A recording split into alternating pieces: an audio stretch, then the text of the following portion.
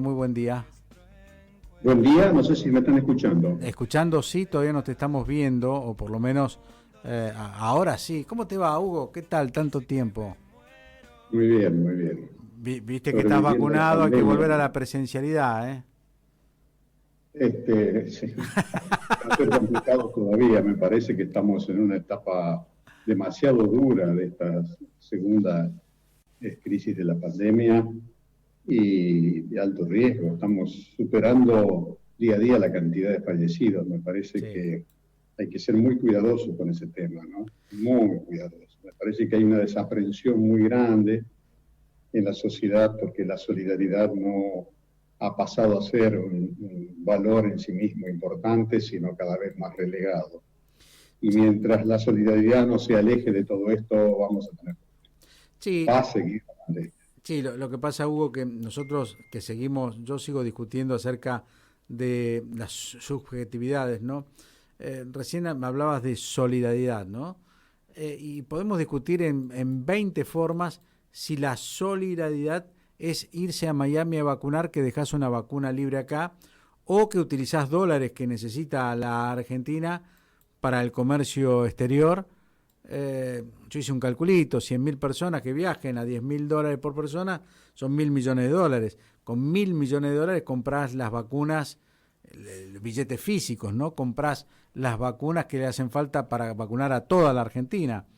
Quiere decir que la solidaridad es, vos liberaste 100.000 vacunas de la Argentina, pero no tenés los dólares para comprar 50 millones de vacunas. O sea, es una linda Tal cual. discusión subjetiva, ¿no?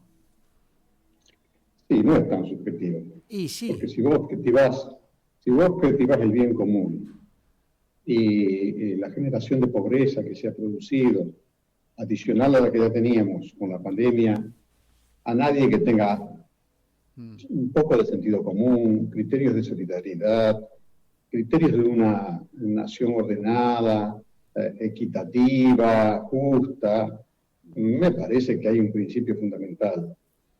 Las dos cosas debían ser necesarias, las dos cosas. sí, sí. Quizás mi pensamiento sea demasiado humanista, pero la deshumanización que ha generado la acumulación del capitalismo en los últimos años es de tal naturaleza que solamente con la recuperación de la solidaridad podremos empezar a ver cómo recomponemos a la sociedad. Así la seguimos hundiendo. Sí, absolutamente cierto, tenés toda la razón. Por eso digo, es subjetivo, porque la otra persona que si yo tengo el dinero acá, ¿por qué no voy a poder gastarme mis $10.000 para vacunarme y asegurarme mi vida? Porque voy a tener que pensar en el resto, te va a decir. Y también diríamos que en su individualidad tiene razón. Es que esa individualidad está armada y ordenada de una subjetividad absolutamente egoísta. Sí, claro. ¿Por qué? Porque es cierto, todo el mundo aspira a ganar y vivir un poco mejor, lo cual tiene legitimidad. Pero me parece que hay algunos elementos de la sociedad argentina que deben corregirse. El nivel de evasión fiscal. Cuando vos analizás los viajes y analizás quiénes viajan, cuando vos analizás cómo se concentró la economía y por qué, cuando vos analizás los salarios, cómo están, y cuando vos analizás la pobreza y cómo están, y no te sentís un poco culpable de todo eso, es que realmente sos un tipo fundamentalmente egoísta. Entonces, fíjate que no estoy hablando en términos políticos, estoy hablando No, claro. solamente en términos de humanos, ¿no? Bueno, no sé si por los años, pero creo que lo que he pasado en mi vida, imagínate que yo nací en los años 40, he pasado en la Argentina por todas las etapas desde el estado del bienestar a este estado disuelto en el mundo, y creo que puedo hacer comparaciones, creo que puedo ver el origen de las cosas un poquito más claramente, y no porque me la dé de sabio, sino simplemente porque creo que nos tiene que tocar en el corazón a todos la situación mundial. Es una pandemia que se vive a nivel mundial que ya ha costado muchísimos más muertos que una guerra, Sí. y va a seguir costando muertos, y en consecuencia Eso solo debiera hacernos reflexionar y mucho. Esto, para poner un poquito de chiste a todo esto, quiere decir que naciste en el 40, cuando el macrismo nos dice 70 años de decadencia. Yo te puedo siempre llamar a vos y que me vayas contando cómo fueron esos 70 años. Sí, claramente, digamos, además, para quienes hemos vivido nuestra vida en orden a la relación con la política y el intento de construir un mundo mejor, también vemos nuestros errores, cometimos errores muchos, producto de un montón de circunstancias. Pero si querés que hablemos un poquito, digamos, yo nací... Antes de hablar de eso, quiero retomar el hecho de la solidaridad que estás planteando. Y yo te voy a decir que el pueblo argentino, que nací un poquito más tirando a la década del 60, el pueblo argentino, yo vi que siempre fue muy dado, fue muy solidario, pero siempre fue golpeado. Vamos a recordar alguna, ¿no? Guerra de las Malvinas, cuando la gente fue a donar y ves las viejitas sacándose el anillo de oro para ponerlo en una bolsa para esa guerra, y ves como después en las por libertad ahí que están las joyerías, se estaban vendiendo esos anillos, ¿no? Lo vieron las propias, ese es mío, decía. O sea, también fue muy golpeado. Tuvimos frases de gobernantes que dicen que te hablé. Tiene una explicación clara, ¿eh? Sí, claro. Absolutamente clara. Si vos generás una sociedad, justo en ese momento, 6 años largos de dictadura, sí. Una dictadura que cambió la estructura económica de la Argentina, sí.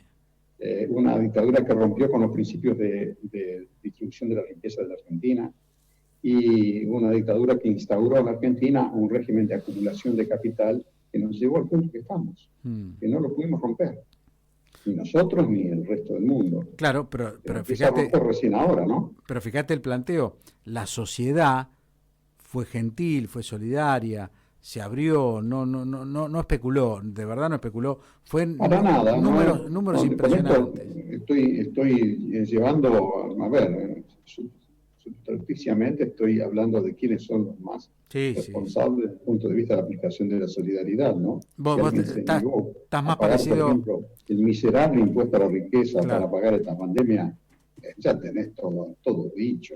Todo dicho, no hacen falta más comentarios. Estás más parecido a Pugliese, ¿no? A esa frase de Pugliese de que te hablé con el corazón y me contestaron con el bolsillo. Ya a esta altura de mi vida, todas esas frases uno le da un valor distinto. Sí, claro. Uno se empieza a amigar más con su alma también, ¿no? Sí. Es su mejor anclaje. Recién hablaba... para poder hacer los análisis de lo que hizo en su vida, de los errores y de las disculpas que le debe a muchos. Así que, bueno, pongo solo ese eje hoy.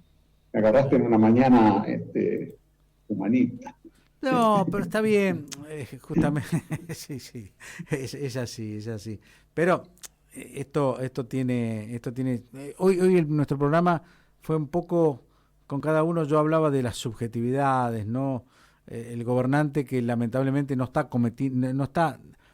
tirando las mejores ideas, está siempre por atrás de las circunstancias, pero también la pandemia está por adelante, ¿no? Vos mirás países que ya están terminando la segunda ola, que han logrado vacunar, pero todavía siguen en toque de queda. Entonces la Corte te pide que vos seas, que le vayas con un documento fehaciente que garantice. No, flaco, la verdad, señora Corte, en el mundo han tomado diferentes caminos y ninguno, en todo caso, ha dado buenos resultados.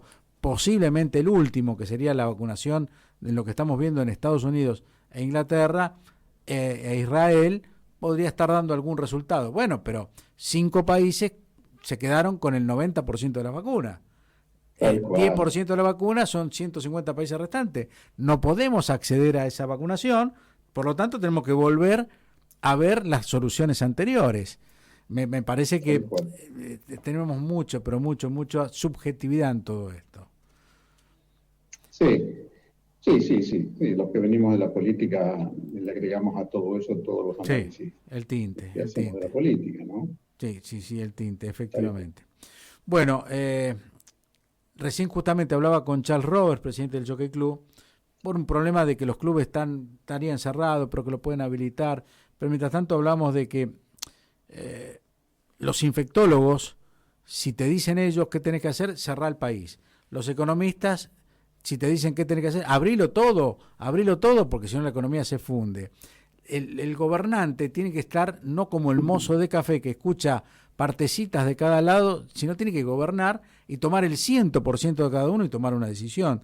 La verdad que Tal Argentina no cual. está sentada arriba de las libras esterlinas de Londres, está sentada arriba de los pesos, no puede cerrar el país y cerrarlo porque si le pedís a Guzmán, ATP, IFE, soluciones no existen. Las empresas se están cayendo. Vos mirás Rosario, que venís seguido, de vez en cuando venís, ves los locales en calle Córdoba vacíos, bueno, lo ves en la calle Florida, en Buenos Aires, Garbarino que se cierra los locales, Falabella que cierra, y la culpa ¿quién la tiene? Bueno, la tiene la pandemia, pero hay que tomar decisiones económicamente, políticas y económicas para tratar de solucionarlo, ¿no? Tal cual. Tal cual.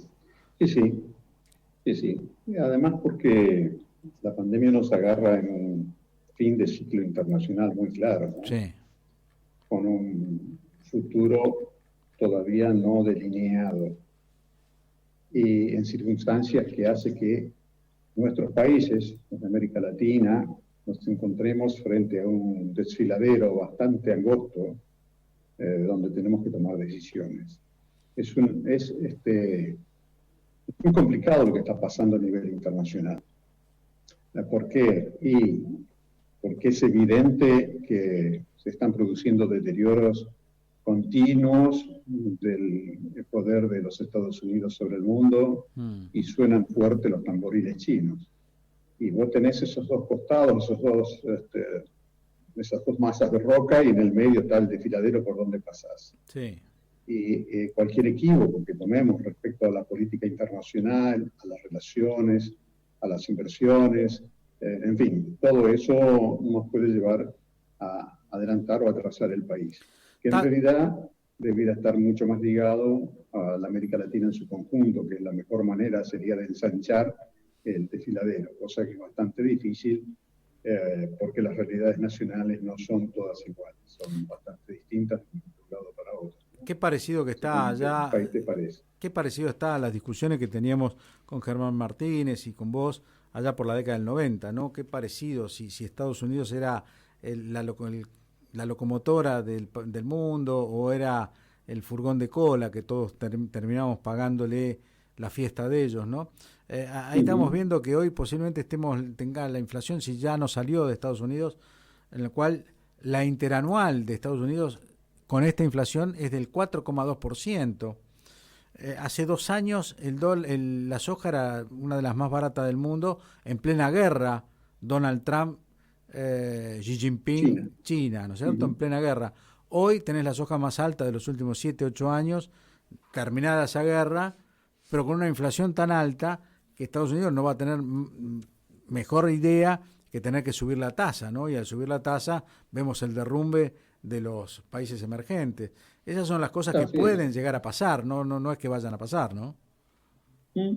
Están al alcance de la mano todas esas cosas y muchas más todavía que esas, ¿no? Sí, sí, sí. Mirá, Argentina en los años 20, 1920, su clase dirigente tomó una decisión que fue seguir atada al carro que le había empujado su economía desde 1880, Sí. que fue la revolución industrial inglesa. Cuando ya sonaban los tamboriles yanquis, Sí. Argentina equivoca de cómo venía el carro de la historia. Y generó el Tratado Roca-Roussillon y un montón de cosas más que la dejaron fuera del proceso histórico posterior. Tan fuera como que, por ejemplo, Estados Unidos le impidió a Perón ser parte del proceso del Plan Marshall en Europa, donde la Argentina hubiera solucionado gran parte de su problema de colocación de sus exportables, incluido en aquel momento una cosa que era oro en polvo, que era el aceite de lino y el lino. Claro, claro. Cuando yo digo estas cosas, ¿qué es eso? Te dicen, ¿qué es eso? Bueno, eso es parte de la historia que hay que leer. No te podés equivocar sobre lo que vas a hacer en el futuro cuando tenés un cambio de rumbo en el orden mundial. Cuando una economía se asentó durante tantos años en un desarrollo puramente financiero y esa acumulación financiera en un punto explota, produce los efectos que ya conocemos desde el 2008 en adelante. Pero a la vez va a obligar a todos esos excedentes financieros a colocarse en el plano productivo. En algún punto eso va a ocurrir.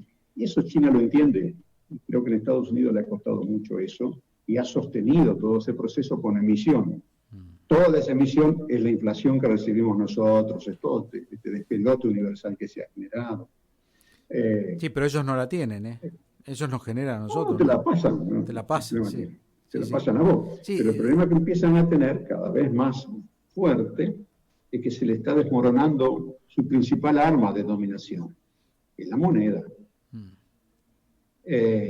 Y no porque la moneda vaya a ser suplantada por otra solamente, sino porque está adviniendo una nueva concepción y un nuevo modelo de productivo en el mundo, desde el punto de vista industrial, con la cuarta generación del desarrollo industrial, y sobre todo desde el punto de vista tecnológico, con 5G, ya estamos hablando de 6G, ya estamos hablando de cosas increíbles, que rompen con todo el esquema de acumulación, de producción, de servicios y de trabajo. Con lo que la complicación del mundo que viene también se le viene a Estados Unidos. No por casualidad Biden encaró un proceso típico de Estados Unidos de la posguerra, que fue bien keynesiano en el sentido de generar un estado del bienestar en América primero, digamos, ¿no? Y Biden está intentando recuperar ese viejo paradigma de los yanquis en un mundo distinto, porque ahora también aparece un modelo de capitalismo distinto que se va a ir generando paulatinamente, que es una combinación de una presencia más activa del Estado, porque la marginalidad y la pobreza crecen y solo el Estado las puede atender, por lo que hablábamos al principio, sí. La solidaridad. Y porque además solo las regulaciones van a intentar que todo eso se ordene un poco más. Esto implica más impuestos a los que más tienen, cosa que ya lo dijo claramente Biden. Es decir, que hay un reacomodamiento de todo el mundo de una manera vertiginosa. La Argentina va a necesitar definir claramente dónde y cómo se posiciona, de qué manera. Me pareció muy interesante un artículo de hoy de Juan Gabriel Tocatlián en Clarín. Léelo porque me parece que ahí hay unas claves de cómo debiera ser el comportamiento de la Argentina en los próximos años. Y, bueno, la aparición de las monedas bajo sistemas de encriptamiento blockchain y la minería blockchain y la aparición de las monedas virtuales como el Bitcoin y otras tantas más, está rompiendo con el esquema de las monedas fiduciarias. Sí. Esto implica que el poder de la moneda que tenía Estados Unidos como único emisor de la moneda, siendo que esa moneda fiduciaria la va a emitir cualquiera que tenga la tecnología que es necesario para emitirla, y que esto sea aceptado por la comunidad. El otro día vi ahí en Rosario venta de departamentos, casas y terrenos en Bitcoin. Sí. Eso es todo un símbolo. Eso es todo un símbolo. Debemos entenderlo, ese símbolo. Sí, inclusive no para un si sector... Yo aplaudo eso, porque tampoco no soy un experto en ese tema, pero claramente hay un proceso nuevo. Inclusive para un sector... En el medio de la pandemia. Claro, para un sector que vos trabajaste y trabajás también, que es los bancos virtuales, ¿no es cierto?